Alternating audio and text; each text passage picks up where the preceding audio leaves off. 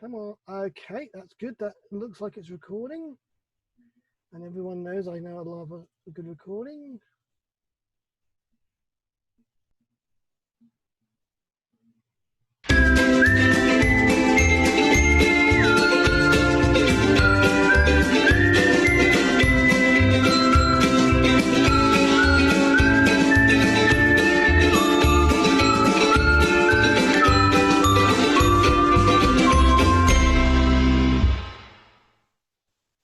Well, ladies and gentlemen, I'm delighted to welcome Mr. Andy Barrington to the collection. Welcome, sir. Oh, glad to be here. Good to see you again. So, yes, we've been in the same Salvation Army Hall at the same time, but we did not have the pleasure of knowing each other personally, because I believe you came over with the Southern Territorial Band. That's correct, yeah. And Chelmsford, when I think a third of the band, as Nick Simmons Smith said, had too much British ice cream. oh my God. Ended up not playing as they would have wanted to. But we're an ice cream free zone tonight. I've got a bottle of cold water to keep me lubricated. Very good. But yeah, it's fascinating to talk to another illustrious Salvation Army composer and just to talk the music of Barrington. So what's the musical heritage, Andy? Do you come from a musical family? I do. My father is a euphonium player, was the principal euphonium of the Southern Territorial Band for probably 50 years. Retired maybe 8 years ago from the band. So maybe not maybe 40 years. But yeah, he's an incredible musician. And we all three of us, my brother, Dr. Jeffrey Barrington, is a professor of trumpet, Salvationist in Lexington, Kentucky. My sister is a music educator in Texas, and she also is a cornet player and attends her corps and principal cornet in their Texas divisional band. And then myself, I'm the divisional music director in Arkansas and Oklahoma. I live in Oklahoma City. My wife is principal horn of the Southern Territorial Band and has been for a number of years. And my son, my oldest son, Anthony, plays in the New York Staff Band and so a solo cornet in the New York Staff Band, attends the Juilliard School on trumpet. So we're it's a very musical family. So. Interesting. So what I'd like to ask you is, when did you find out that composition outside of the music making that you have at home and the singing and the silliness and the army music that you know, the marches and stuff that you hear, the hum and the whistle and all the stuff, when did you find out that making music and composing music outside of the family home that other people could appreciate and utilize was something that you could do? I think I think I was about 15 years old. I tried my hand, and I'm trying to remember why. We had a little vocal quartet at my corps. I grew up in Atlanta. I went to the Atlanta Temple corps, and we had just a vocal quartet of a bunch of us teens. Well, not a bunch of us, four of us. And we were asked to sing the benediction. And so that was the first thing I ever tried. And I just did it because we couldn't find an arrangement that we liked. And so I tried my hand at that. And I was thinking yesterday where that thing has ended up. I don't know. I'm sure it's long gone, but I was trying to think what was the first piece and why, and that would have been it. And it was just purely out of necessity. I had no real ambition or thought that this was something that I might be interested in doing. But that would have been the first time that I tried my hand at it, and then I didn't for a number of years after that. I didn't try to write anything after that. But I think that would have been the first thing. And again, it was just out of, we needed an arrangement, and I thought, well, I'll have a go at it, and if they like it, we'll sing it, and if not, then I won't ever do it again. So that was it. So was it the core band and the core folk that you got, were they the people that sort of in those days got the first look at the compositions when they started? Yes. Because I think every composer would say to me that the writing of the compositions no way reflects the publication of them. Oh, no, man. Years between them. yeah, and a number of those first efforts that have never seen the light of day after one band rehearsal. And I was fortunate enough. I remember I joined the core band when I was 13, not officially, obviously, because I wasn't older yet. But I played tuba, and lo and behold, next to me was Jim Curnow. He was the other E-flat tuba player in the band, and I didn't understand that heritage. We were playing. I think the first time that I kind of got it was we were playing the New Covenant, and I was sitting next to this guy, and it dawned on me as a 14-year-old kid, this incredible music that has, for whatever reasons, I'm not sure I even understood it, but was touching me in such a very real way, came from this guy sitting next to me. And I just kind of stopped and stared at him for a bit.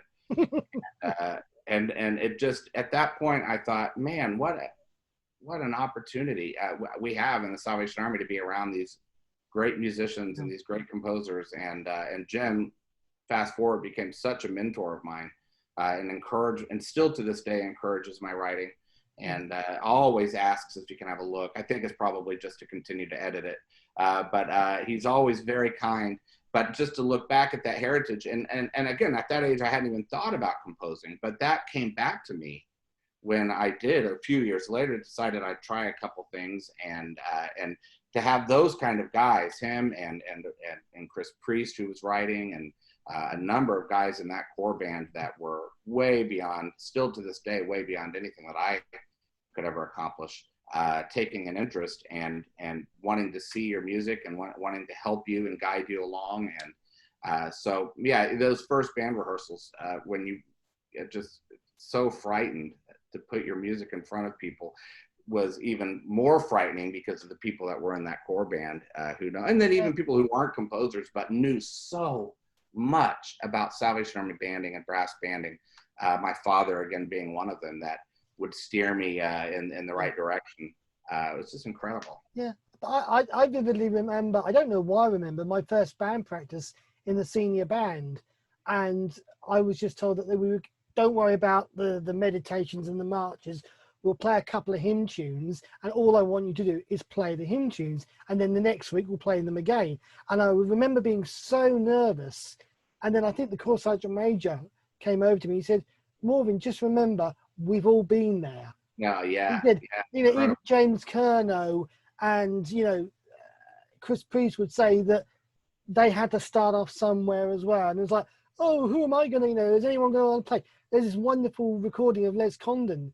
And he's talking about the play. He said, well, I suppose it's all right, but if anyone wants to have a go at it, because it's okay for me, I'm happy with it. But to have that critique of someone going, hey, I like this. You've got those wonderful mentors who've been there before, and they're going, yeah, keep going, mate. You've got it. So, and I imagine, forgive me, I imagine that this is part of the magic of Salvation Army banding, brass banding in general, but to me, especially Salvation Army brass banding, is this generational passing of the baton, if you will, that just happens so beautifully amongst all these people. Is your light flashing? Because I'm getting terrible flares off your lamp. Oh, I can turn it off. Well, let's see. Oh, that's fine. Yeah, it was flaring up like some solar flare for some reason. Oh, no, I didn't think so. Maybe it was. Sorry, I didn't. No, that's fine. No, you wouldn't. It's just, it was being very distracting for me. I don't want it to be distracting for anyone watching the video. Oh, sorry about that. That's fine. Carry on. Yeah, just the magic of, and this gift that God has given us of generational opportunity of passing the baton. And I'm at an age now where I find it important to do that as well, and just it's just an amazing thing to reflect on, and you don't reflect on it that much until somebody like you come along and kind of force us to think about these things. But I'd hate to think I'm forcing anyone. No, you understand what I'm saying. Just making a support structure. Yeah, and reflect on this goodness that we have, and the opportunities that we have to continue this. It's incredible. So yeah. So, do you remember the first time that, I presume you have, you may not have, been asked to conduct a piece of your own music? You put the music on the stage and says, well, you wrote it, you lead us through it. Yeah, well, I would say, so I did that little choral piece. The very first, another guy that was really instrumental is a guy by, do you know the name Eric Alexander? So Eric is, Rings a bell. he played in the group, a Spiritual to the Bone, pretty incredible trombone player, but a really incredible writer as well. He no longer attends the Army. He's a music minister at a Catholic church in Atlanta, but he was very important in much of who I am as a composer today, just in pointing me in the right direction and just being a really incredible mentor. But so he encouraged me to write this march. I wrote this march. It's terrible. I don't even remember the name of it. But I also remember what I did was, instead of hijacking the band rehearsal, I just asked if I could, at the end of the rehearsal, after the prayer, if people would be willing to just stick around and read through this march for me, and I had to conduct that. And I don't know. I don't know if that's a smart thing to do in retrospect, because I don't know if I was more nervous about conducting or more nervous about The playing of the march. hearing my music and silly things like writing for basically a Triumph Series march, high C's in the soprano part, and all these mistakes that you make that you're just horrified by, because the players are angry, not angry at you, but just kind of saying, what are you thinking to write this kind of stuff? So it was not very practical, but I learned a lot by doing that, by standing in front. When you started out, I would guess that you were a pen and paper guy.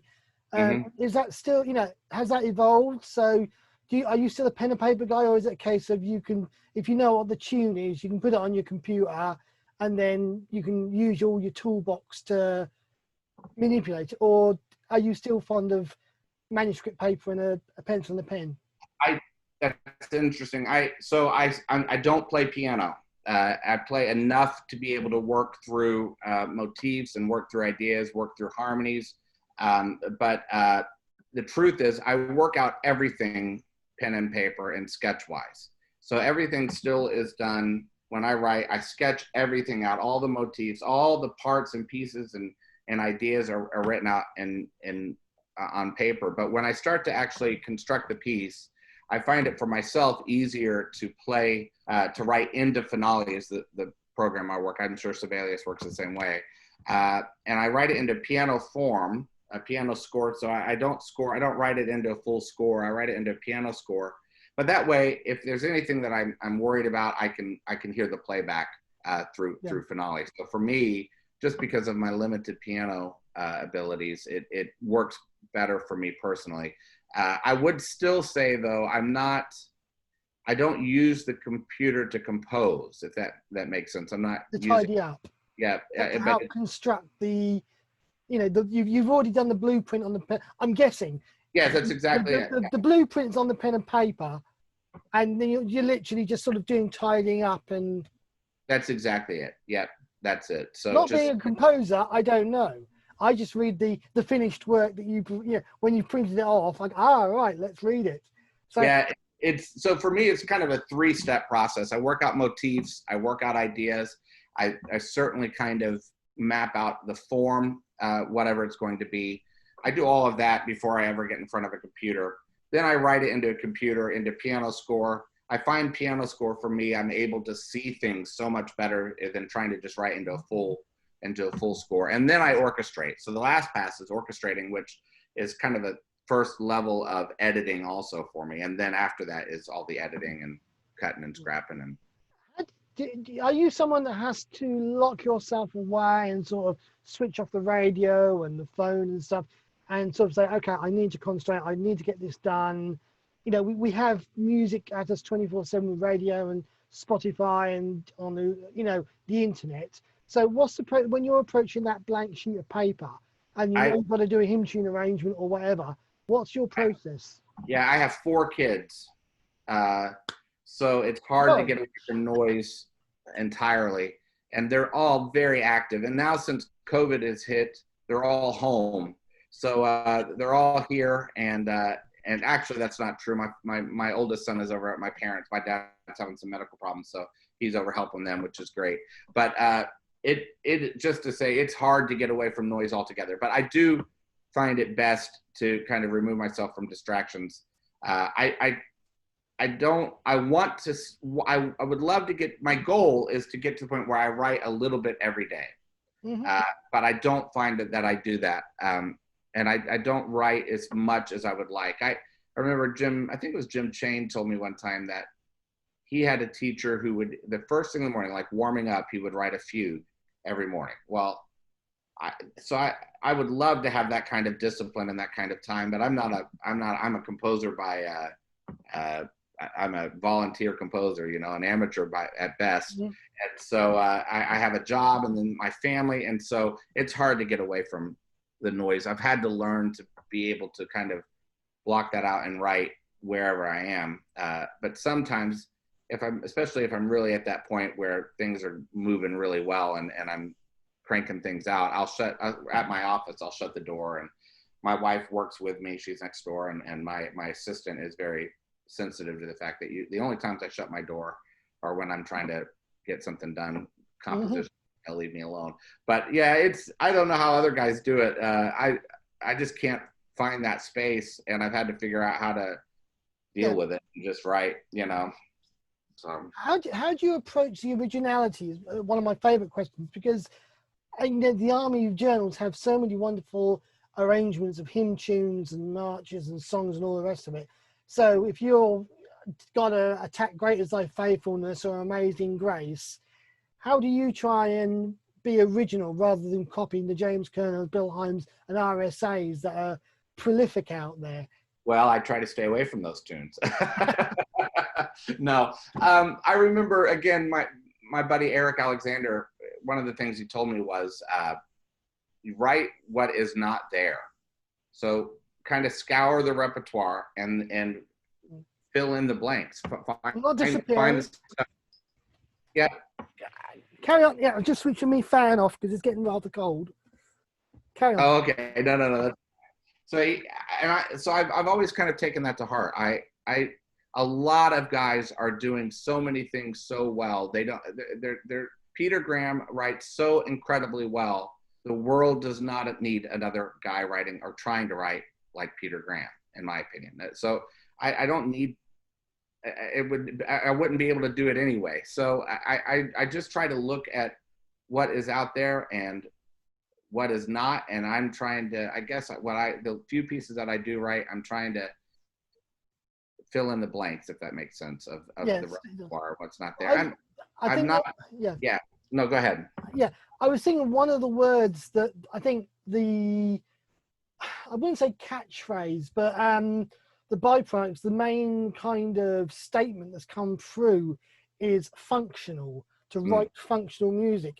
It's, almost every composer, I think, has said some of them could very easily put the time in and produce a Carnegie Hall, Royal Albert Hall, very elaborate Downey-esque piece. But at the end of the day, they're saying, well, that would get used in the Royal Albert Hall or in the City Opera House. Whereas I'm happy to write for the local corps bands because it will get used. Yeah. And I think the magic word functional is right. It's like a stick. It's going through the proverbial stick of rock, the British stick of rock. It's just right for every composer that, you love to be challenged and say, right, I want to do this. But at the end of the day, if it's not been a commission, you've got who you're writing for and who are you aiming for play. So, if it's not a commission, if someone else has said, can we have a hymn tune arrangement of XYZ, and it's coming out off your own back, do you have an idea of, is it your local corps band that you've got in mind that would say, these are the people that will be the guinea pigs? Yeah, of course. Yeah, and I've actually got a pretty good festival series level. I still say festival series, but you understand what I'm saying, level corps band right now. So but I would say, yes, nowadays they see everything I write, and whether they like it or not, they are the ones that play through most everything I write. And I have the privilege of writing for the AIS, the American Instrumental Ensemble Series, which is a graded series. And for the instance, this year I just wrote a grade 2 on Down Where the Living Waters Flow. And I run a music conservatory where I have 3 bands, a 5-week camp. And so I've got a grade 1 band, a grade 2 band, and then my top band, which usually can do even up to festival series. But those are great. That's great for me. Let me just ask, when Yeah. you talk about these grader bands, what kind of numbers are you talking about in these separate band levels? So I mean, I'm not saying how many cornets, but what would be the rough average of people in the size? okay, so I have 80 kids that come out to the conservatory every summer.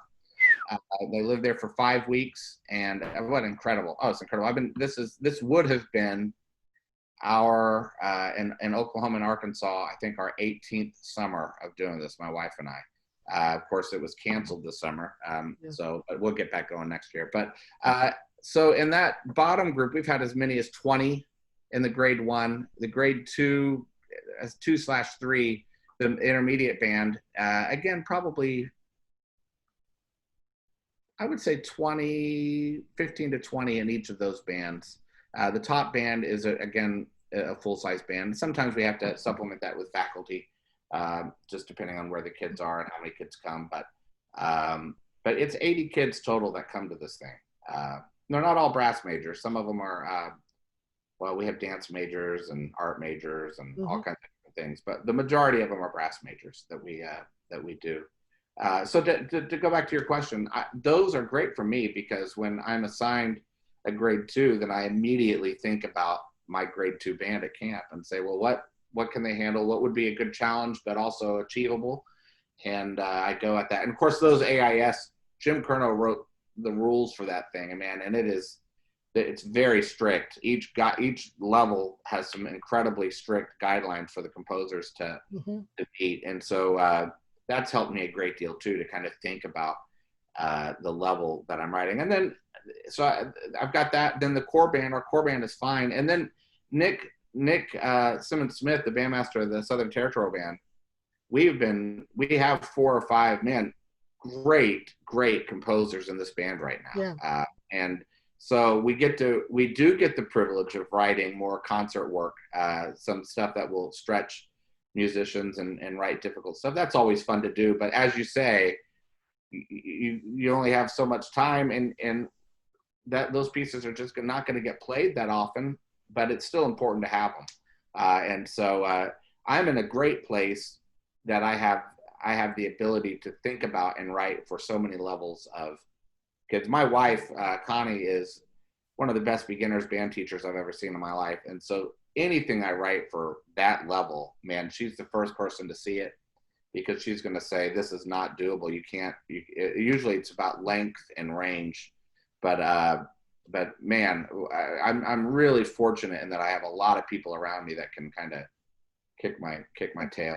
Does that help you as a composer that it's not a word, I mean, I don't use the word constraints, but knowing that you have the number of players and their abilities helps you to hone the particular pieces you're writing. So, I mean, if you're writing a hymn tune arrangement, technically the sky's the limit. You could write for 400 players in a mass band, but at the end of the day, if you've only got 5 cornets and a couple of trombones, it's not going to be relative and sort of attackable and usable. So you've got to try and get the blueprint to work for who's sitting in front of the stands. Yeah, it's true.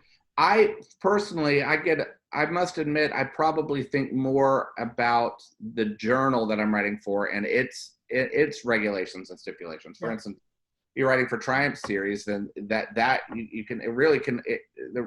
rule for Triumph Series, it needs to be played by 7 players. It needs to be able to be played by 7 players. But of course, then when you're writing for the Judge Street, all of a sudden you have it's a full band score. Or if you're writing recently, I've had to write a couple of things for outside brass bands where you're having to write a rep piano part, which took me a minute to wrap my brain around that. So I must admit, I don't necessarily want to write, for instance, if I think about my core band and I think about the strengths and weaknesses of players in my core band, if I start catering to them, then suddenly I have a piece that's going to work great for them, but really doesn't have a whole lot of usability outside of them, or may not be as interesting for another band because it just doesn't. So I think I probably tried to stick more to the guidelines and stipulations of whatever journal I'm writing for, and try my best to be as creative amongst and within those restraints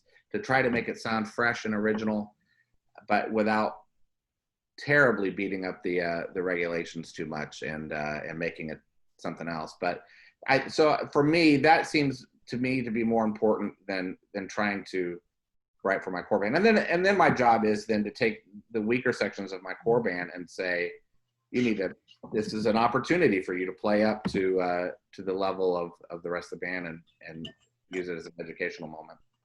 So, what would you say were the sort of the lessons that stick in your mind that were sort of big learning curve moments in your compositional career? Because we speak to composers and they said, oh, I learned that it was such and such, and I had no idea that we called it that. I just called it like Wookie Wookie because that was what the family said, when it's, you know, it's harmonics on a D major or whatever.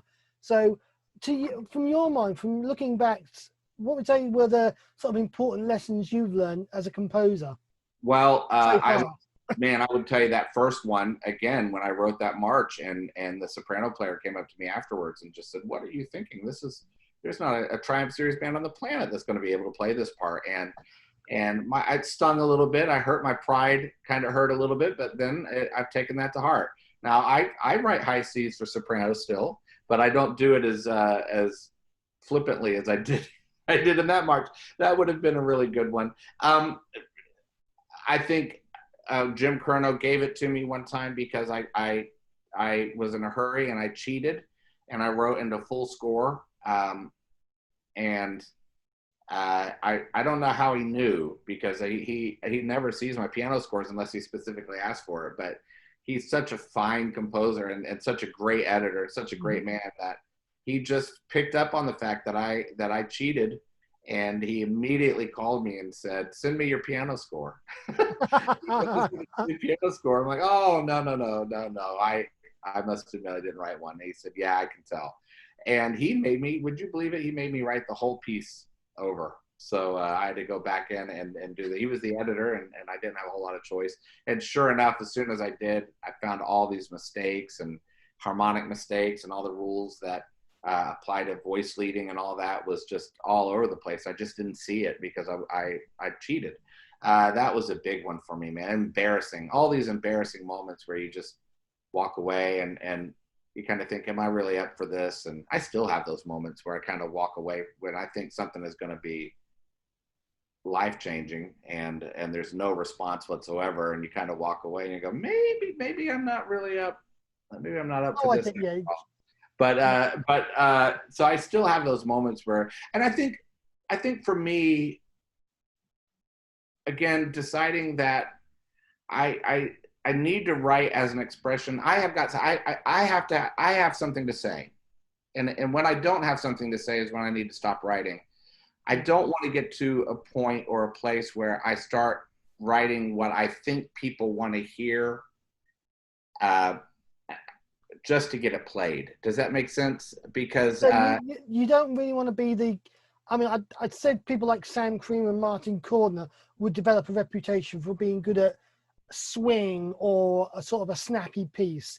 So you want to have the kind of the thing of saying you can write for anything rather than say you're going to be the prelude guy or you're going to be the fanfare guy. So, and I think those guys do that stuff so well. I'm not going to add to that in any way. I've got to figure out what I have to say and what I'm doing. I'm not, I have so much respect for so many of these composers that are writing today. I don't really think that I have anything to add to that. And so that's such a hard lesson, because when I do try to when I think, okay, I need to get something played, because I must admit, I'm not sure my music gets played a great deal. And that can hurt. I would say that virtually every track I can find of yours published, I've got a recording of. So, well, that's true. That is true. I guess fair enough. But you understand what I'm saying. The times that I thought I'm going to write this piece so that it's popular and the people, I realize I'm just copying other composers and I'm not doing it as well as them. So I probably need to just hone what the Lord has given me, and do the best that I can in a creative way. And I think, yeah, I think you've been very great. I mean, I was looking at your musical CV, so to speak, a few days ago, and I mean, going on the published pieces, I mean, yeah, I think with two exceptions, they're all, as you say, AIES stuff. You start off with What the Lord Has Done for Me in 2007, and with Panis Angelicus in last year. Yeah, just a transcription, and then we did that's a transcription of that Franck tune for cornet solo. The AIS, they were trying to do they decided to do some classical transcription, so that was assigned to me, which was fun and something completely different. Taking this organ work and trying to fit it into the scope of that. And then this year I did for the AIS. I do one a year usually. This year I did a grade 2 on and I don't think it's up on the SA Music Index yet. I can't remember. Sorry, it just left me. It will come up. The tune, but yeah, AIS is really my bread and butter, and then occasionally I'll get to write something with a full band. I've got a number of pieces that are just not published, and I've got a few pieces that have just recently been recorded that are up there, and I got something published in the ABJ, a march called Victory, that was published a few years ago. I don't think that's been recorded by anybody, and then a few, but mainly my stuff has been published in the Southern Territory. Yeah. So I was interested because, as you say, there was, I think, Southern Brass has got a couple of hits, Asmon Variations and Fanfare Prelude in Hope Rejoice. Yes. I had a quick listen to this afternoon. I must confess a bit of, what's the word I'm looking for? Not neglect, but as the tune of Asmon, I really had to go back and look up where it came from, because I think it's more of an American tune. It is, yeah. A British tune. I knew of the tune name. It was familiar, but it was almost kind of an insult to my own. I was, hang on a minute, why do I know this tune? And, okay, and I had to kind of go back and look at what the variations were based on to be able to understand the piece. Oh, right, yeah. I didn't think about that. The fact that that's an American tune, so it may not be well known throughout the world. But yeah, that was written a number of years ago. Yeah, that brings up a question that I often ask, because I've met composers who, come from Britain, like Nick Simmons-Smith and Nicholas Samuels and Andrew Wainwright and so forth. They've all come from the UK, come to the US, and the tune of X doesn't always go like, oh, you're singing it to that? Yeah. And hang on, why are you singing it? I've never sung that to that before in my life. And it's kind of a learning curve. You need someone in the corps who goes, well, we sing that to that tune. And that's exactly have you ever right. sort of had that come across your desk where someone, you've had to do anything, you're not particularly familiar with the tune or that version of it? Oh, well, it's not the kind of one that I would have immediately associated with those words. All the time. Yeah, I'll give you just a recent one. I knew the tune Cardiff because of Les Condon's and Wonder Beholding. When it comes in at the end, I knew the tune, and I guess I knew that it was associated with the words "And Can It Be," but we sing that over here. We sing "And Can It Be" to Sagina, a totally different tune. But I will tell you, I have fallen in love with the tune Cardiff, and that's the tune I want from now on. It's just such a beautiful tune. So yeah, I have those moments all the time when I'm introduced to a tune that you guys use that really it's just beautiful. And to me, it's refreshing to hear these great words that we've known that's been married to such a tune. And sometimes, I don't know if you have this experience, that the words become almost like white noise. You don't, because you're so familiar with it, you don't even, sometimes you just sing through it and you're not really even thinking about it. But then all of a sudden, "And Can It Be" can be sung to this new tune Cardiff, and so suddenly the words come to life to me, and it becomes such a worshipful moment. Yes. And so I find that a lot of times. Yeah, and what we all sing, 4,000 Tongues to Richmond. Is that correct? Oh, for 1,000 tongues to sing. Oh yeah. That's not Richmond. What is that? I don't know off the top of my head. But, Yeah. So again, another. So maybe for you, now that you've been introduced to Asman, in listening to my piece, you'll go and think about the what do you, words. just off the top of my head, what do you associate Asmund with? Your end. It's 4,000 tongues to sing. Okay, it is over. Okay. Yeah. I think it's because it's an American tune. I think, if my memory serves me correct, the American supplement to the '86 songbook had it in, which we were given a copy of. Exactly. Yeah. At the end. But unfortunately, it was not a tune that kind of made it into the tune book the last time around. So it was kind of, I've not heard that. Because I'm trying to wrap my, I'm thinking there was a hymn tune arrangement we had not too long ago. I could be My Jesus, I Love Thee, but it was the tune of Gordon, which I think is more an American. It is, yeah. Whereas I think if it was My Jesus, I Love Thee, we would use, My Jesus, I Love Thee, as in the Band of Salvation. But the tune of Gordon was a very strange kind of almost an alien arrangement. Yeah. And to try and have that differentiation, it's very interesting when, as a family, we used to sit down and watch the American commissioning services, and the song would come out. Oh, that's interesting. What tune are they using? I've not heard that one before. It's awesome, isn't it? I love that. I think some people get annoyed by it. Some of the old ladies in our corps, every time I try to pull up a British tune to a tune that they think they know, they get annoyed by it, but they get over it. I've shared this before. I'll share it again because I think it's a very good example of this. Like sort of this time last year, I had the good fortune of having several multi-denominational friends in the building where I work, and one of them was a Methodist who's moved on to the Catholic Church. And I said to her, "Do you know the hymn tune, Oh Jesus, I Have Promised?" She said, "I know it very well indeed." And I said, "Just out of curiosity, will you just la the first tune?" And because I think it was something completely different, I said, "So you've never sung it to Aurelia?" And she went, "Oh Jesus." I said, "No, I've never sung it to that tune in my life." I said, "In the Salvation Army, if you didn't, it would be sacrilege." Yeah, that's the right. The idea of singing it to a different tune is almost unheard of. Yeah. And I think we just, people say, "Oh, can't you sing it to the proper tune?" And I'd go, which is the proper tune? Yeah, I know. One's out there. But go. We started a couple years ago in our corps. We do a hymn of the month where we introduce because we realized our congregation had such a limited body of hymns that we use to just kind of recycle them, and so we wanted to introduce. So the songsters will sing it, and the band will do it in prelude before we ever introduce it to the congregation. And so we've been doing that.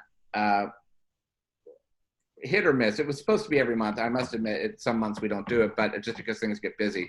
But we try to introduce, and a lot of it is that, where we are taking words that are very familiar to another tune, but and introducing the congregation to a brand new melody, a brand new tune, and they've come a long way. Like I said, at first there was some resistance, but it's become really, to me, a beautiful part of our worship, just to experience these new. I mean, think about it. Our tune book has over 1,000 tunes in it. 970, I think. Well, our American. But I know the old tune book had something like 879 tunes. I think the current one has 974 or something. Okay. Because I know the songbook goes up to 1,049. Oh, that's what I'm thinking. I got that. We don't have a separate chorus section anymore. Yeah, right. The choruses in. But think about that. Over almost 1,000 tunes, over 1,000 sets of words, and how many of those do your congregation use? I actually I found out last year that the software that I use for worship has a recording facility in for the database of the songs. I switched it on for about a 3-month period, and at the end of it, I found out my commanding officer only repeated one song 3 times in the course of 3 months, and he's a guy that would sing 7 or 8 songs every Sunday. Oh my gosh! Okay, well then, be still for the presence of the Lord. I said, "Do you realise that's the only song you've repeated about 3 times in a 3-month period?" Well, that's impressive. That is impressive. He does love his songbook, so I think it's just a wonderful thing we have, and I think most Salvationists don't have a clue. No, that's my point. Is we've got so much available to us, and we just go with what we know. And so, like a tune like Asmund, maybe, like I said, maybe you'll fall in love with that tune now that you've. Well, listen to some variations on it, I think. Yeah. But, Yeah. one of the things that I'm looking at, you've obviously got a handle on doing a lot of hymn tune arrangements, which for AIES, as you say, is your bread and butter. But Yeah. I do notice you've got a lovely little carol arrangement of the Sussex Carol that sneaks in there. Oh, yeah. So how do you handle the plethora of Christmas carols and arrangements when, you stand on the street corners in England, and unless you play In the Bleak Midwinter or Silent Night or Away in a Manger, it's no matter what the arrangement is, as long as they hear the carol, how do you hear a Christmas carol with freshness and originality? Well, that's that whole, when you start talking about the preparation work and really sitting down and trying to work out your arrangement, that's that part of it. And that's sometimes with a tune like Sussex Carol, where there's so many incredible arrangements out there, where and you don't have in this case, I didn't have the option of saying, you know what, maybe enough has been said with Sussex Carol. Maybe I don't really. So it was an assignment, I had to do it, but I spent a long time working that out and just thinking about it and just, working out motifs, working around ideas, deciding what I want to do. And then once I get going, though, I kind of let the piece write itself in some regard. It kind of dictates where it's going to go, if that makes sense. And so but I don't know. I don't know. I think I just tried hard to avoid everything and kind of marry it to a bluesy little different style and kind of go with it that way. Did you listen to it? No, because I try and avoid Christmas music in the middle of summer. No, I get it. Yeah.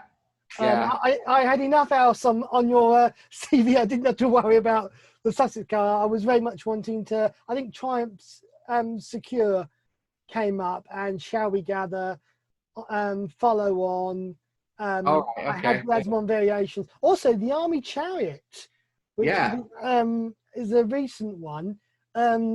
It's a very jaunty number. It's got an interesting title. The Army Chariot. Well, it was originally called Poor Old Joe. It was originally a song accompaniment for one of these big congresses. Nick asked if I would do just a song arrangement, a song accompaniment. We like to do that. I'm sure every territory does that now, where instead of just playing stuff out of the tune book for these big events, we try to write big fun numbers to sing to. And so the event. I called it Poor Old Joe because that's the name of the tune in the tune book.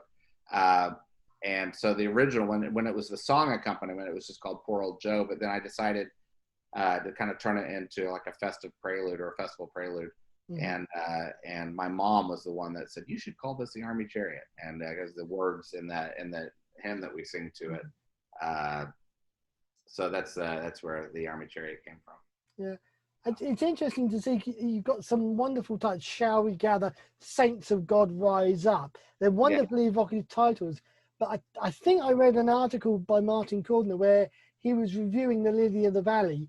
And he said, you know what? He said, if you'd have given yourself a bit of more breathing space, that could have been a really classy kind of work. Instead of it was wonderful as a simple hymn tune arrangement that it is. Yeah. It kind of has got the potential to go and so you can really go back and rework that into something really sparky and imaginative, bigger than what it is at the moment. Yeah. So, bearing in mind that as you say, this is your bread and butter and you have the constraints of the series that you write for.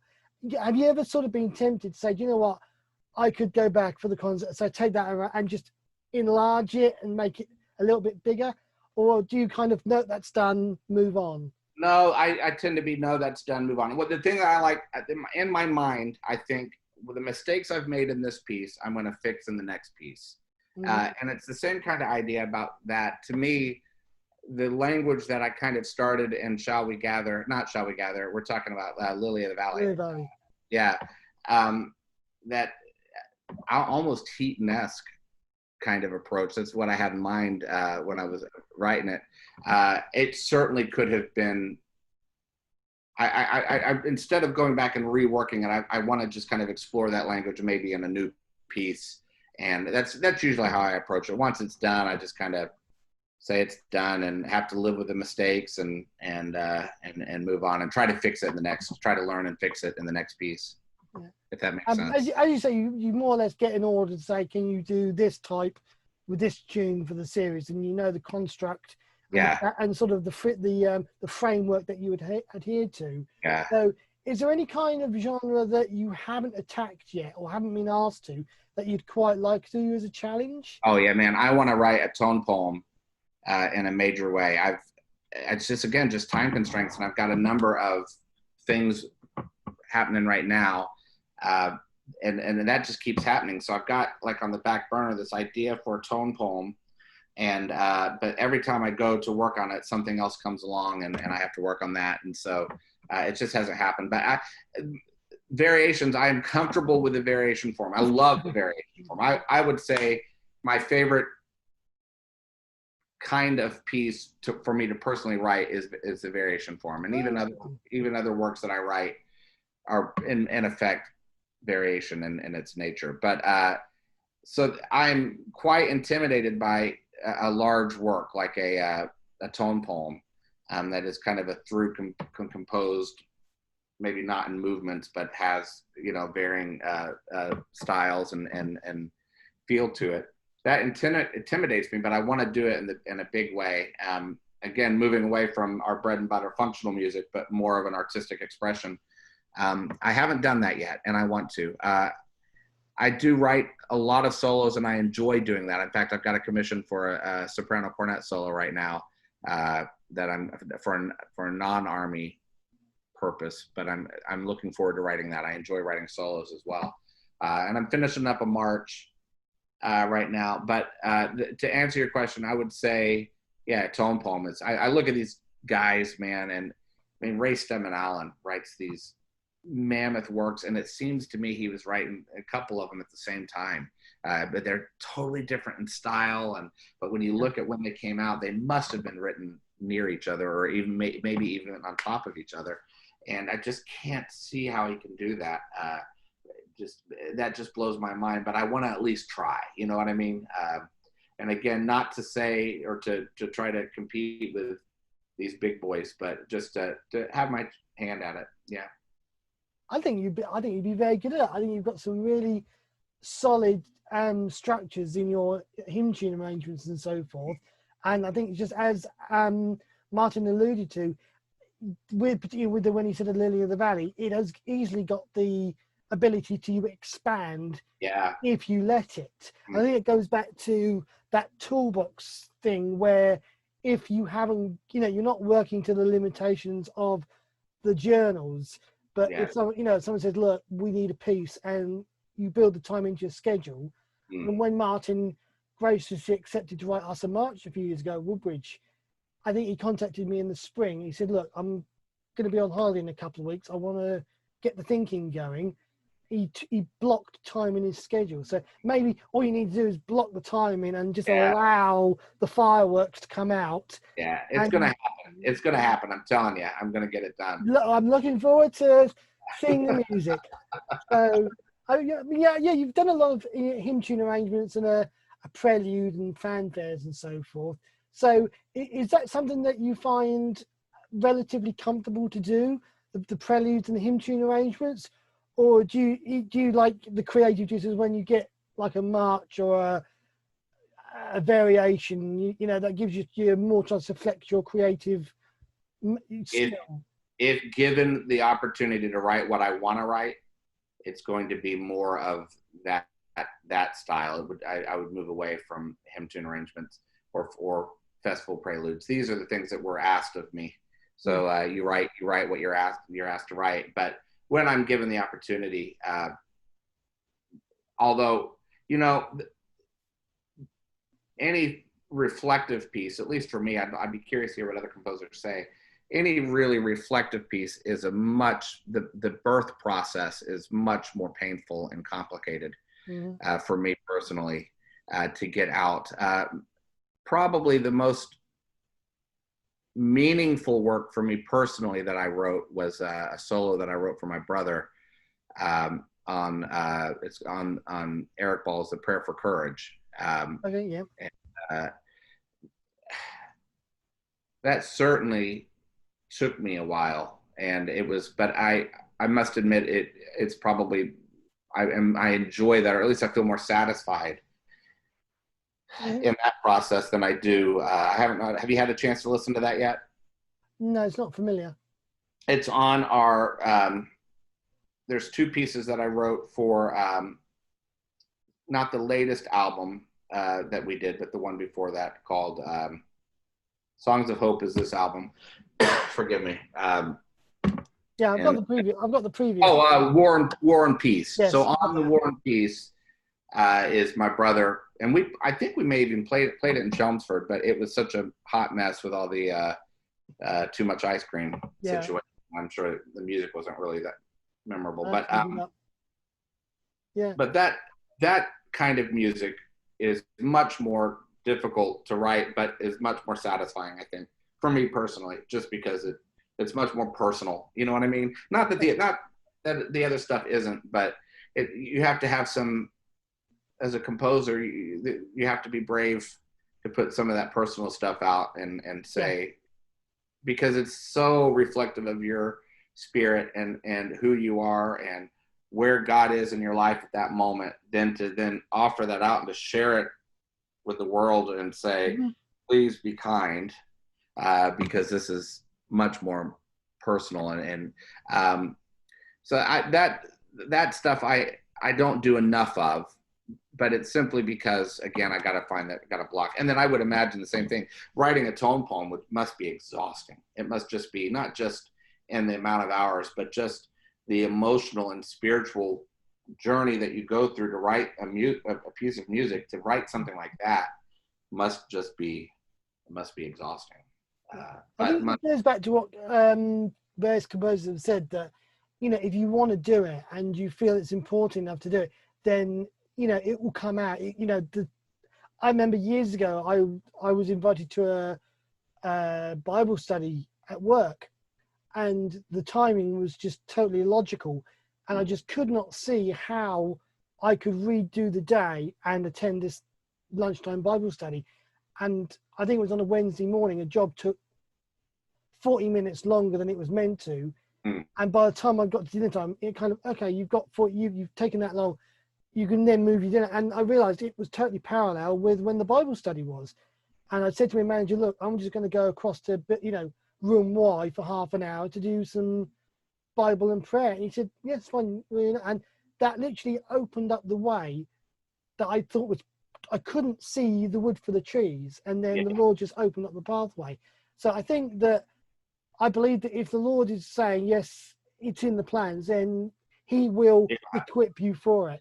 And you'll be finding yourself doing it. So I wouldn't, say, Lord, if it's going to happen, it'll happen when he's ready for you to do it. Until then, the functional stuff will equip you. And then you say, right, that's out of the system.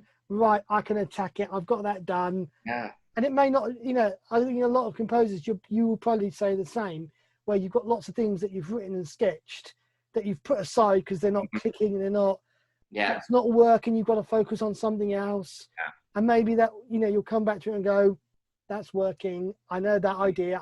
That's written down, that motif, that fits in likely. Who are your the composers that you enjoy listening to and playing yourself? I mean, I'm not talking about the ones that encourage you as a composer, but being in the band and stuff, and people who write, other composers. Who are the ones that you find satisfying and say, that composer's always been a good one? Well, you've got the biggies, don't you? I mean, Leslie Condon and Ray Stemen Allen and Wilfred Heaton are absolutely the most important composers in my life. I mean, still to this day. I mean, their writing and their style and their heart that comes out is so important. Of course, Eric Ball is such a master, and I must admit, when I was younger, I'm not sure that I appreciated Eric Ball as much as I used to call him a meat and potatoes kind of composer. And now I look back, I'm like, well, what was I talking about? This guy is just a genius. But I would say Eric Ball is there. So my four would be Eric Ball, Wilfred Heaton, Leslie Condon, and Ray Stedman Allen, of those kind of composers. Nowadays, man, I love the guys in our band. I love Andrew Wainwright's writing. I just love it. And we have the guys in our band that we all kind of tackle things differently. So it's kind of an interesting mix of guys. But Joel Collier is writing some nice things these days, and Dr. Steve Kellner, he is the master of writing. Again, I don't want to use functional in a negative way. Functional music that is easily accessible, can be played by most groups, but is good music. You know what I mean? And Steve, he's such a thoughtful guy too. So it's good. But and then Nick Simmons Smith's writing. I really do love those guys. I love their writing, and I look up to them, and very much appreciate what they're doing. And of course, all the other Peter Graham and all those guys, I love listening to their music. But to say who do I listen to or who do I look to? I mean, I think we all kind of bounce ideas off each other, but it's the amazing thing about that group. Again, I say we all have such a different voice. It's amazing. Yeah. And Andrew's got that big movie score like language that he uses. It's just so beautiful and so just broad. I mean, I just love it. And Joel's flashy in his writing, and it's he's a lovely writer. Kellner is so thoughtful in making music that can be played by just about anybody. And Nick to me, his writing, it kind of encapsulates the spirit of the Salvation Army. You know what I mean? His writing is so beautifully Army in its approach. It's hard to explain that to people that aren't in the Salvation Army when you talk about the spirit of the Salvation Army in its music. It's music. What does that mean? Well, when you hear it, music with a message. Yes, and Nick is so good at that, man. It's just incredible. So I really love those guys, and I love what they produce. I look forward to it. I tell you, when we come to those rehearsals, we meet so rarely. When we come to rehearsals, the most joy I get out of it is waiting to see what those guys have written. It's just so fun. You said you've written for outside bands, so do you have to turn off the kind of the spiritual arminess in your writing, because you're not writing for an army band, whereas it's very natural to put the requisite hymn tune, religious input, if you like, into the march, into the hymn tune. So when you're writing for an outside band, do you kind of have to force yourself not to do that, or does it just depend what you're doing? I don't know. No, I think if I'm going to write, it's going to be my spirit coming out. It will mainly be original music, so I wouldn't necessarily feel the need to use a hymn tune, but certainly I can't think of anything that I've written that is not an expression of my Christian faith. I just can't. I can't think of anything that I've written, or I don't know that I could do that. I just don't know what that looks like, because I'm such a hobbyist composer. I'm not doing this for a living. So for me, if I'm going to write, it's because I've got something the Lord has given me to say, and it just comes out that way. So yeah, I'm enjoying, I should say, not necessarily being tied to a hymn tune. Not that I don't, obviously I love hymn tunes. I love writing hymn tunes, but just being completely original and having that control over everything. But I can't think that anything that I've written has not been an expression of my Christian faith. It's just not there. It's not going to happen. But with that, is there a piece of your music that you continually, is there sort of one piece that you continually get comments about, and sort of, you wrote that, and it's like a pop star that says, I've done 100 different songs and I've done Broadway, but at the end of the day, everyone's going to remember me for that song? I am amazed. The story of Asmund Variations amazes me, because it literally sat on my own shelf for 18 years before I was willing to present it back again to the world. I wrote it Well, I know probably 15 years. So it wasn't completely 18 years, 15 years. It just sat. And then I lead the Longino band, which is the second band down at our territorial music camp. And I decided I'd use that piece. And so I had to revisit it and rescored it and rewrote the percussion part because I'd learned a lot about percussion over those years. And so just rewrote the percussion part. Phew, as says the percussionist.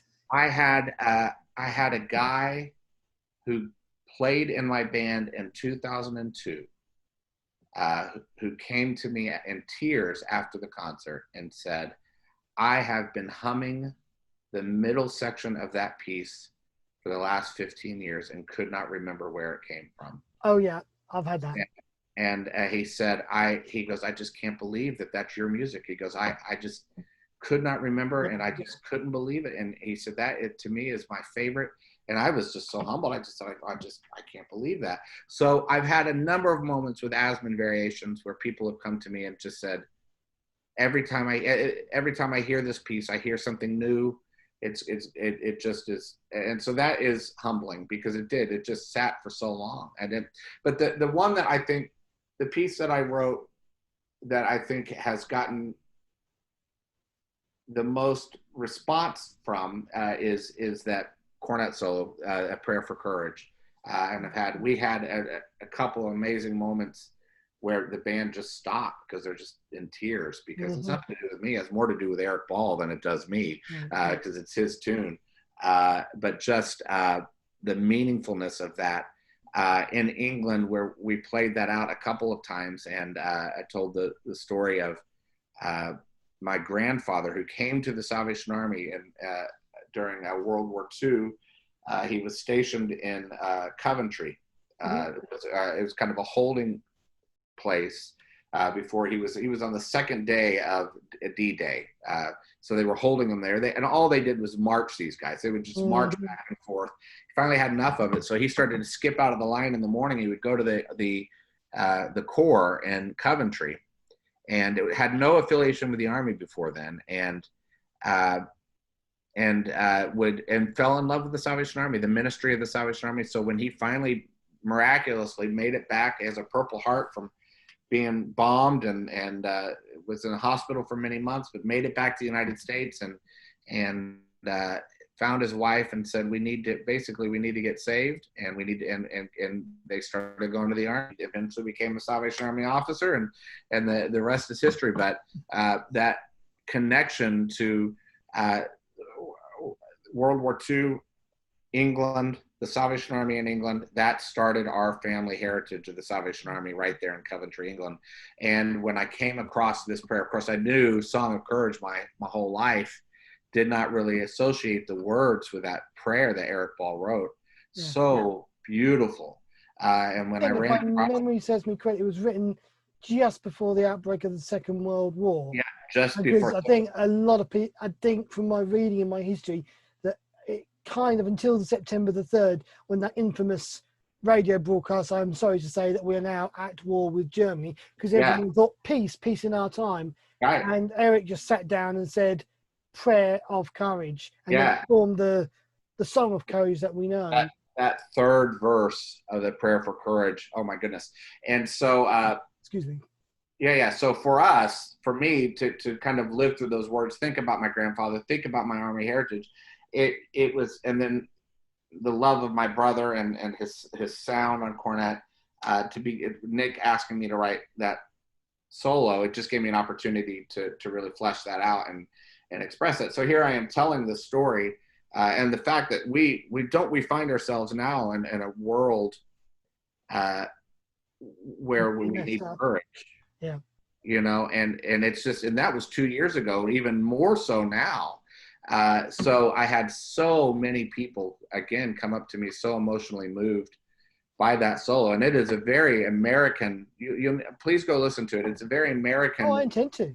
Sounding solo with this. I do have this moment where the clouds lift and I present the tune with Eric Ball's language, but then it goes back into my own language at the end.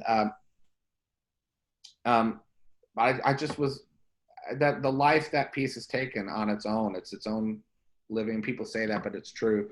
Um, it's been this. So yeah, that one has blown me away just because I didn't expect that kind of response. Yeah. So to reverse the thing, is there any particular piece of your music that comes back to haunt you? What the Lord has done for me. Kind of, oh no, please don't mention that one again. Yeah. Well, again, there's a number. A lot of it. But the one that cracks me up, what the Lord has done for me, the very first AIS I wrote, I was in Barry Gott was supposed to write it, and then something came up, he couldn't write it, and so what I did was, bless you, I wrote it and then presented it, and that's not how it works. It's an assignment-based thing, but I'd gotten wind from an inside information that Barry Gott had pulled out. So I quickly wrote out this "What the Lord Has Done for Me" arrangement and turned it into Jim Curnow, and he accepted it. And but man, that thing, I can't stand to hear it, and it just keeps popping up all over the place. Ladies and gentlemen, we're now going to present the. Yeah. So yeah, I would say what the Lord has done for me drives me batty every time I hear it. I just want to end it. And yeah, my brother pokes at me and says, "Oh, Andy, your masterpiece." Every time he hears it played, "Hey, there's your masterpiece, your magnum opus." Oh gosh, terrible. So is your brother older or younger than you? He's younger than me. He's younger than you. 7 years. If he was older, even the younger brother, I could understand. But oh no, he's younger than me. But we're all old men now, so. You speak for yourself. I'm not old. I'm young at heart. I'm Christian. Just joined me. Just I didn't.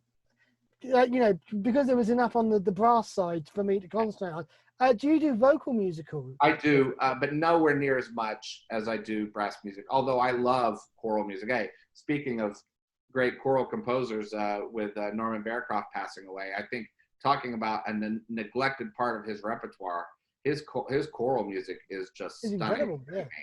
Stunning. And again, there's so much great choral music out there. I find it sometimes hard to again, my mantra of filling in the gaps, I find that difficult. But yeah, I will write an occasional choral piece here and there. Yeah. Yeah. It's very incredible to sort of see. I mean, you've got lovely titles, Shall We Gather, Saints of God Rise Up, and then just follow on and Lord, I'm Coming Home. They're all very evocative titles. But I think the thing that really stuck in my brain when I was listening through them this afternoon was they've all got a very solid structure behind them. They're not wishy-washy. They're not kind of someone who's done a hymn tune arrangement on the back of the cornflake packet. It's kind of, your destination. You're not rushing to get there. You're taking the band on a journey, and the journey is as important as the last bar. And I think for your music, that is a very apt description. It's functional, and it's kind of the jigsaw puzzle thing that, you've got to put as much effort into making the pieces fit as to try and achieve the final pattern. Yeah, I thank you for that. I try. I want to make sure that everybody has something to play. So that's important to me, that the bandsmen feel satisfied, and that you don't have any throwaway parts. Second cornet parts get thrown away sometimes, and second baritone parts, and I just so and then along with that, that journey is so. I think that was me. Sorry about that. Yeah. The bringing, that's such a great way of thinking about it. I haven't thought about that, but that's exactly it, isn't it? Bringing people along on a journey, even if it's a small hymn tune arrangement. Just that's exactly it. Trying to bring people along on a journey and having some kind of a spiritual message through that, not just through the words, but through the music as well. I love that. I haven't thought about that, but that's exactly what I'm trying to do. Thanks for it seems to fit. It was the thought that I had that came to me. And I'll ask this question in two parts because it seems to be easier. Number one, part A, favorite Salvation Army songbook song. Do you have one? Well, right now, and Can It Be to Cardiff? Yeah. Okay. It was "'Tis So Sweet to Trust in Jesus," that Lauren Barry piece. Speaking of great pieces of music, do you know that? It's called Credo. Lauren Barry's Credo. I know the piece, but I haven't listened to it in a very long time. Yeah, it's based on that tune. But anyway, those words were so important to me. I think that's another American tune, isn't it? "'Tis So Sweet." Now, why does that rings a bell? Did Sam Creamer do an arrangement of that I think he not did so long ago? Yeah. And because Eddie Milcreast in New York grew Yeah. up about 7 miles down the road from me, so I know he's British born. I know his family very well, and for him to be very prolific on the trumpet, I thought, when did you know that tune? Because I said to Sam, I didn't know it. Yeah. That was completely alien to me. I had to go and look it up to find out what it was, because I think think it's so that's sweet. why. I think it's another American tune, kind of a gospel. I wouldn't even really call it a hymn. I think it's more of a gospel song. But for whatever reasons, those words have always stuck with me. But I think it's taken out of the songbook now. It's not even in the songbook anymore. So, I don't even know it was in the last one. I'd have to look that one up. You know what I love about "And Can It Be"? It starts with a question mark and it ends with an exclamation point. That's how we should live our lives, man. We should get to that point where we have so much faith in God that we are so brave in now no condemnation. You know, such an incredible. But I love the journey that hymn tune brings us on, and then married to for me right now, it's Cardiff. It's all about Cardiff. That tune, I love it. Part B of the question. Okay. Favorite Christian contemporary song outside of the Salvation Army? Do you have one? Well, I probably do. You're getting into that's not necessarily my wheelhouse. But I'm trying. Graham Kendrick, Chris Tomlin. I love songs. Listen, I love. Speaking of Graham Kendrick, I did do a setting of an Easter tune that he wrote called "No States of Saintly Majesty." No Scenes of Stately Majesty. Do you know that? Never heard of it. Oh my gosh. The words are just incredible. And that one would be probably it. Thanks for saying, Graham, you sparked it. But that is an incredible, I would call it more of a modern hymn, which I would say about most of Graham Kendrick's stuff than I would a contemporary song. Just in my own personal walk, I tend to lean more towards hymns than I do choruses anyway. So even modern hymns appeal to me more than worship choruses. But that would be it. No Scenes of Stately Majesty. Powerful. I'll have to look it up. Do you have a favorite Bible passage, Bible verse that Romans 8, the whole passage, Romans 8. Yeah. You're a step without a glutton, aren't you? I am, man. Oh gosh. Yeah. I just did that piece with 2 years ago with that Longino band, Romans 8, being able to get into that. But Romans, that chapter has been so meaningful to me. Nothing can separate us from the love of God. Nothing. And that's how important is that right now, man. All this stuff that's going on. I don't know.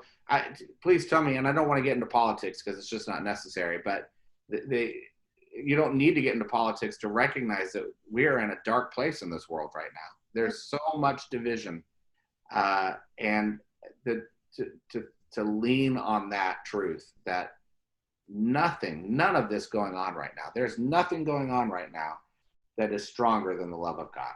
Not anything. I related this story before. I remember we had some territorial commanders that came to they were UK officers, and they'd been abroad in like the Caribbean and the Philippines, and I think what sort of reminded them was we compartmentalized God. And he said, our God is a great big God. And he said, we were in the Philippines when monsoons, tornadoes, hurricanes, all the weather that God can throw at you would wipe everything out in an instant, and you've just survived from the one 2 years ago. So God had to be big enough to be able to say, we need rescuing from this. And he's not the one in the armchair with the the pipe and the slippers by the roaring fireplace with a cup of tea and the long beard and sort of, come on chaps, let's go to the men's club at the Diogenes and sit down and have a pipe and slippers. Let's have a nice cup of tea. He is a great big God that can, as the song says, hold us in his hands, and he is big enough. And, able to handle anything. And I think for something, and can it be, you know, my chains fell off, my heart was free, Oh my my gosh. rose went forth and followed. There's a Oh, reason why we follow him. yeah. Yeah, so it's just wonderful. So I'm gonna, because it's getting late here. It's Yeah. also a celebration day for you. We're shooting this on the 4th of July. Yeah. So you've got the Independence Day Yeah. We're gonna go over. celebrations to go and have a barbie or hot dog or That's watch the exactly what baseball we're game doing. or whatever it is you Yanks do. Yeah, that's it. And then we're gonna watch some fireworks, and you know, Yeah. it's But good. bearing in mind that I know we're just sort of coming out of lockdown in Yeah. the UK. I don't know what it's like on your side of the pond, but bearing in mind that, you know, some people have had no more than the 4 walls in their back garden to live in for Yeah. a few weeks. Has this meant that, and the reason why these talks are happening, that the family has overtaken your compositional time, or has it been able to say, I've had to restructure it so I've had more time for the compositional output? Which way has it gone for you as a composer? I've had little bursts of it. It's been a long. I mean, this has been so long. I mean, we've Yeah. been here, and so I've had bursts of time when I could really write, and there was maybe about 3 weeks where I just was writing, and then but then I feel guilty because we're all here, and this has been a gift. If you think about that, a gift of family time that we've not had. So the last thing I want to do is go hold myself up and not be with them while they're running around and having fun. So I found that I think it's important. I'll be able to write again. I may not get this time with my kids again. So it's been good to hang out with my kids and see them. And I've got, like I said, my son is home from New York, which we're grateful for because New York's been through it. But my oldest daughter is a gymnast, and she is been recruited to be on a gymnastics team, a new gymnastics team at Long Island University. So she's also moving to New York. So and my wife said, I think in like a month and a half, all those 2 kids are moving back to New York, and we won't have them. They're not going to be in the house. So it's just, you know, time to just reflect and have some fun with the kids and hang out with them. I think that's been a good thing. You got to look for the good in everything, and I think that's been a good thing about all this. And yes, I have been writing some, but mainly I've been trying to spend time. How about you? Well, I don't compose. I've been doing these interviews. Yeah, that's right. Yeah. It's been absolute. The response, I think for myself, the people who have accepted, I wouldn't say the challenge, but the delight of saying, oh, yes, please, I'd love to take part. And like yourself, you know, the people who've come forward and are being honored. I said, I'm the one that's honored. I get to ask you about your music. This is something that, as Bill Hines would say, you know, you can put the notes on the piece of paper, but it's not until the musicians breathe life into it, it's just black and white. That's And exactly it's right. learning the stories. I mean, for those people who have watched the Noel Jones video, I asked him about his wonderful piece, Fishes and Men. Mm. And he said he got it in a fish and chip shop. Now, like Barry said about Daniel, you know, it's the wonderful little stories behind the pieces. So when we get back to band practices, you don't always have someone go, okay, you get sometimes, and this is part of my yearning, is to say, Andrew, such and such, where does the chorus come from? Because I don't have access to the score notes. Yeah. And sometimes it will just say the chorus is my Jesus, my Savior, I love thee, da da da da da, rather than, well, where does that chorus come from? How did you come across it? Right. And how does it fit in the march? I said to Ralph Pierce, I think the phonician, there's a chorus that completely goes out of my head that he wrote in that. And I said, well, where did that come from? Because that's a wonderful chorus. And he said he found it in a chorus hymnal. And it's that kind of thing that I think is really important, that I get to ask you the stories and your inspirations and how it happens. And for lockdown, it's just been an incredible journey that I've had people who I never would have thought of, like Nick Simmons-Smith, Hal Bergbear, yourself, James Curnow, have been so willing to sit down and talk about pieces that to them are maybe 30, 40, 50, well, not in Nick Simmons-Smith's case, but to write pieces of music that we've been playing for years, and we kind of, it's Oh, I Love Jesus, we've played that 20 times. What's the story behind it? And when people like yourself accept and come forward and say, yes, please, brilliant. Can I ask you about this? Who inspired you to write that?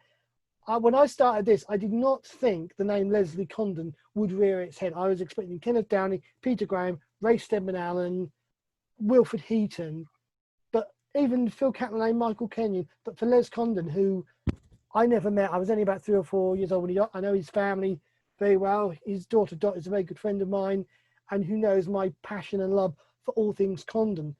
For some modern day composers to be mentioning someone as wonderful as Les Condon, as wonderful as Ray Stedman Allen, it's just been a blessing. It really has. And I think this is what we have, the juice of the composers, that you do your best at the end of the day to put notes on paper in the hope that it might just wake someone up to say, who is this Jesus? Or do you know what, Jesus? I hadn't thought about that. And I think for anyone who wants to spend a couple of months learning about the Salvation Army, get the songbook out, get the tune book out, and your eyes will be fully opened. Yeah. Watch the podcast. Yeah. Well, we had probably going back 8 or 9 years ago, we were faced with the prospect of having to use backing tracks for worship. And I got given a load of CDs and was asked to get on with it. And I said to Dad, the only way we can do this is to build a database of what's in the songbook, who wrote the tune, and we realized that did not exist below a headquarters level in a format that was accessible. And so over the course of 6 months, my father and I sat in this room, in my bedroom, every tune, every song, every chorus, composer by composer, writer by writer. Oh my gosh. We built up a database, cross-referenced it by Salvationist, because my father, like myself, he's been in the army since he was born, so he's done YP band. So he knew some of these old army composers that maybe no one would have, like the John Allens. Yep, he was a Salvationist, he was chief of the staff. It's a wonderful organization. I'm so proud and honored to be a fifth generation Salvationist. And it's so cool. Isn't it so cool that you and I, who have never met before, but we share this common history, these common stories, these common people, these common composers, the common experiences. We can sit and talk about like pieces like In Wonder Beholding, and we immediately go to the first time. We both have played that, and I don't think I've ever played it. Oh, well, you know what I'm saying, though. It's one of those things that by the time I got into the senior band, I think they were tired of playing it because they loved it so much. Well, it needs to come back. It's a great piece. When Cardiff comes at the end. The one thing that got me was Les Condon's Bognor Regis. Now, I have played that more times than I care to remember, and I adore the march. Are you ready for this? It's my favorite march of all time. Now, I've probably got the score somewhere. There are two stories. One was it was written for the Salvation Army Holiday Week that was held at Butlins in Bognor Regis. And many years ago, we started going back to what was in Holiday Plus was New Horizons. And it was down on the south coast originally. And I got a call from my dear friend Mel Hart, who was the organizer. He said, I've got a problem, mate. He said, I know you need to book your holiday. He said, but we're having trouble with the location. They're just not, the facilities are changing. He said, I think we'll be moving somewhere next year. And I went, well, can you please let me know? And he rang me up about a month later. He said, it's all been finalized. He said, book your holiday for this week in September. We'll be announcing it, but I know, he said, we're moving to Butlins Bognor. Oh my God. And I remember the first time I rocked up to Bognor Regis. And I had to actually realize that it was a place, it had people. Yeah. It was a real living place. And there was actually a video, which I think we've done in 204, 205, which is of Dot Condon conducting the band at Bognor Regis, playing the March Bognor Regis. Oh, man. And the first time we went back, everyone was really excited to be back at Bognor because it was a very spiritual place. And I believe the court at Bognor, very lovely court, it's not a big, massive, it's a very small seaside-y place. That's not your detriment. And the Bognor Regis Salvation Army band came up on the Saturday night of the opening night. And the first thing we played when we went back there was they played Bognor Regis. Oh, that's great. That's great. And did you know the chorus "Life Is a Song" was actually written as a contest? Oh no, I didn't know that. Competition piece at Bognor Regis. Oh well, that makes sense why it's in there. I love it. It became our signature tune for those of us who done. But even when we stopped going to Butlins and we moved elsewhere, it's like the signature tune of your band. If they like marching along, or if you've got to act down a temple or something, it was the signature piece. It's just a wonderful piece of music to play. I really enjoy playing. I remember I will tell this story because I find it embarrassing that we had a coffee morning, several years ago at Ipswich, and we all got asked, is there a particular piece of music that you'd like to play? And I said, actually, yes, there is. And he said, what is it? He said, it'll cost you a couple of quid to get the music. I said, I'd pay £5 for this. And he went, what is it? I said, Victor's Acclaimed. Oh, yeah. And he went, well, we can play that. He said, when was the last time you played it? I went, never. And his jaw dropped. He said, Morven, how long have you been in an army band? I said, about 15 years. And you've never, I said, I had never played Victor's Acclaimed. And he brought the list out. He said, well, we've got Bognor Regis, we've got Star Lake, they want to conduct In the Strength of the Lord. He said, and I've got Victor's Acclaimed. And there were 3 bandsmen that came up to me and said, Morven, what's this rumour we keep hearing? I said, it's not a rumour. I'd never played it. My old bandmaster, who retired to Ipswich, walked in the room and someone said, why is Morven telling Porky? And he looked, he said, I tell you the truth. He said, by the time Morven joined the band, we couldn't play it anymore. We were doing Unit Series stuff. He said, it's not a lie. He said, I don't think he's ever played it. Oh my gosh. And we played it through and it was like my rite of passage. And, some of the bandsmen could play it with their eyes shut. They knew it so well. And I think Bognor is very much like that. It's so beloved and so appreciated that some bandsmen can literally do it with their eyes shut because they know it so well. And it's because Les wrote it. It's funny thinking about what you said about you not having that opportunity. Sometimes pieces are overplayed and they just get put away for a while. And whole generations. My dad is big on this because I must admit, you wonder sometimes how many times can you play the Red Shield? You know what I mean? But my father always says, you can play the Red Shield forever and ever because every generation needs to have the opportunity to play the Red Shield. You know what I mean? I think I better join the ring because I've never played it. Well, see that, and that's the point. We have to keep introducing these masterpieces because we don't want generations of people. We don't want it to die. We don't want generations of people to not know the Red Shield or Victor's Acclaimed or Bognor Regis, which to me is just such a great, perfect example of a street march. Just love all the talk about the army spirit. Yeah. Hey, let me ask you. You go to Ipswich. Do you play that march at Ipswich Citadel? I have played it several times. Okay. There was a very funny story behind that. My good friend David, who was brought up for several years at Ipswich before he moved to the other side of town and transferred to the other town court. He said to me some time ago, he said, Morven, he said, you know all this music and you've got music coming out of you. He said, there's a march called Ipswich Citadel written by Freddie Pearson, the then bandmaster. Yeah. He said, I would love to have a copy of it. He said, I've seen the music, I've heard it played, I'd love to have a copy of it. Oh, golly. And I went to my bandmaster at the time, Andy Jacobs, he still is, and said, Andy, Ipswich Citadel. He said, oh, golly. He said, yeah, we played that more times. Is there a recording? And he went, oh, golly. He went, let me get back to you. And I had a phone call a couple of days later from the Stan Gladwell, who was the euphonium player, and who was an old Citadelonian. Lovely guy, no longer with us, unfortunately. And he said, Morven, he said, I've had a message for you. You want a copy of Ipswich Citadel? I said, yeah, the audio. I said, I've got the music. He said, I've got it on a cassette player, on a cassette tape. I said, I've got a cassette player. Can I borrow it? He said, yeah, you're welcome to it. The only problem was I had no idea what it sounded like.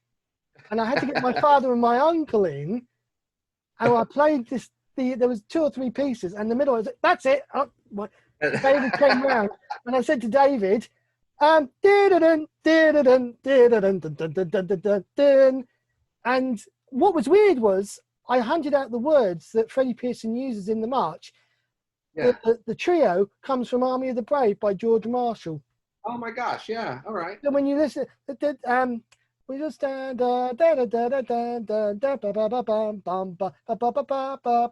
that's the melody of Rich's Citadel, and I think he was taught harmonics by George Marshall. So it says it in the score notes. I've seen the score notes. Oh my The gosh. trio of Okay. Rich's Citadel comes from Army of the Brave.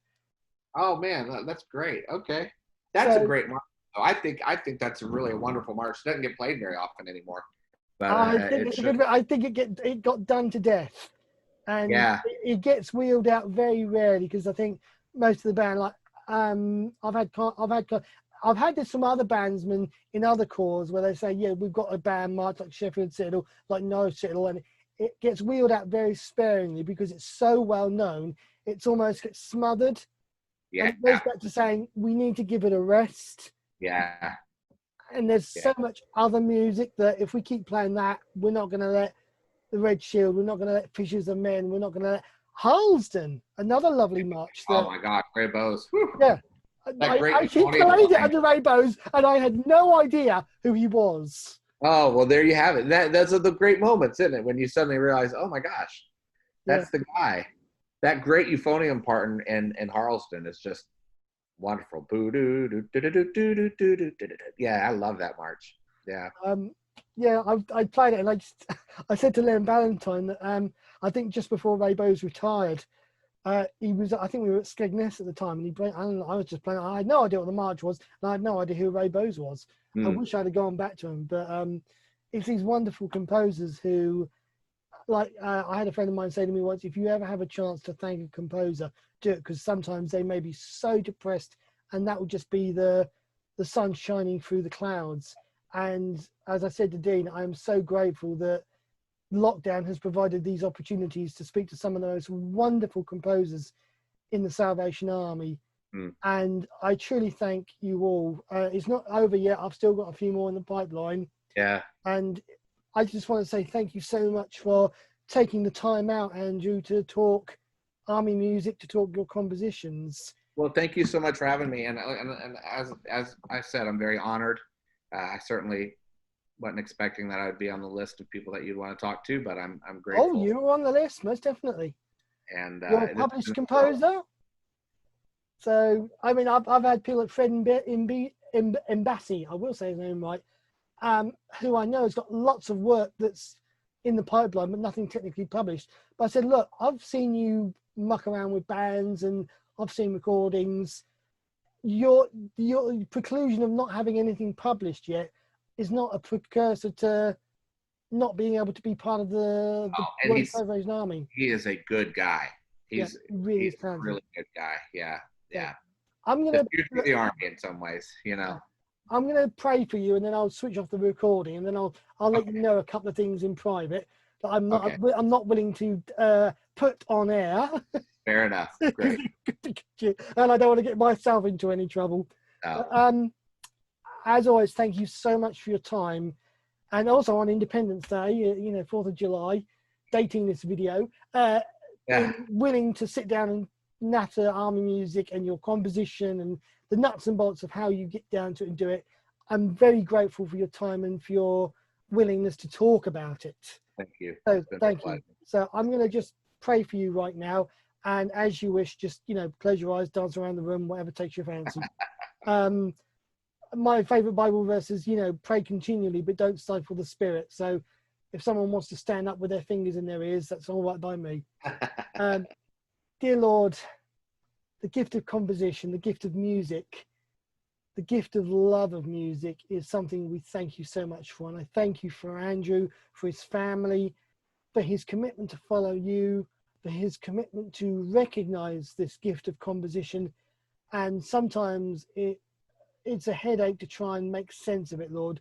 But I thank you that he knows that you are at the center of it, and that when things aren't working and when that deadline has to be met, that you will make it possible, that he can rely on your spirit, that song of courage, that prayer of courage, that you will equip us, that when all the world seems to be falling down, that you are that calm voice in the storm saying, follow me, call on me, I am here.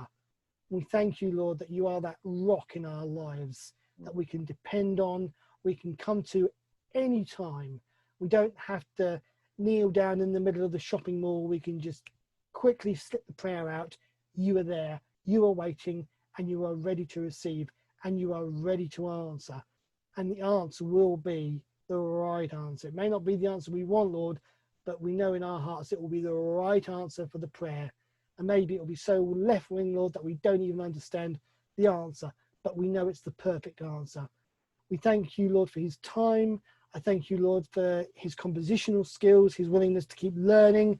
I pray, Lord, especially that when the time is right, the Barrington tone poem will emerge, and that wonderful sense of ambition and wanting to do it for you, Lord. And maybe, maybe it'll be in a few years down the line, maybe it'll be next week, Lord, we don't know, but it will come. And when it comes, Lord, we thank you, Lord. I just thank you, Lord, for the hymn tune arrangements and the festival arrangements that Andrew is pumping out and writing and composing, and just trying to bring a fresh voice, an original voice, a creative voice in this world of Blythes, Kernos, Himes, Downies, and all the rest of it, Lord. It's very hard to be individualistic, but we thank you, Lord, for those surrounds. We thank you, Lord, that they encourage people like Andrew Mayer and Macareth and all the rest of them to be that unique footprint, that unique pathway through the storm. So when people come down, the Asmon Variations comes on the CD player or the iPad, that they will be blessed by it. And we thank you, Lord, for the blessings that have been, the blessings that are happening, and the blessings that are to come. I thank you, Lord, for the people that have inspired him, that have encouraged him, that continue to critique him, and just to be that wonderful support voice by saying, oops, and well done, and really impressed, and hey, that's good work, the good and the bad. It's been a wonderful day, Lord, in both the small and good things, both sunshine and delight, as the Peter Graham song says. So I thank you for today, Lord. I thank you for his time, his talent, his willingness to follow you. And I just pray, Lord, at the end, that he knows that you will always be there with him, ready to give that helping hand and that support when he needs it. So I pray for him now. I pray for his family, for those children that are going to be moving on to college and university and the training courses and all that involves, and the separation from family, which can be very painful. But in this day and age, Lord, that FaceTime and that Instagram time, you are there just a prayer away, Lord, ready and waiting to be asked. We thank you, Lord, for that. I thank you, Lord, and bless you. Ask your blessings on him now, Lord. Amen. Amen. Amen. Thank you. Right.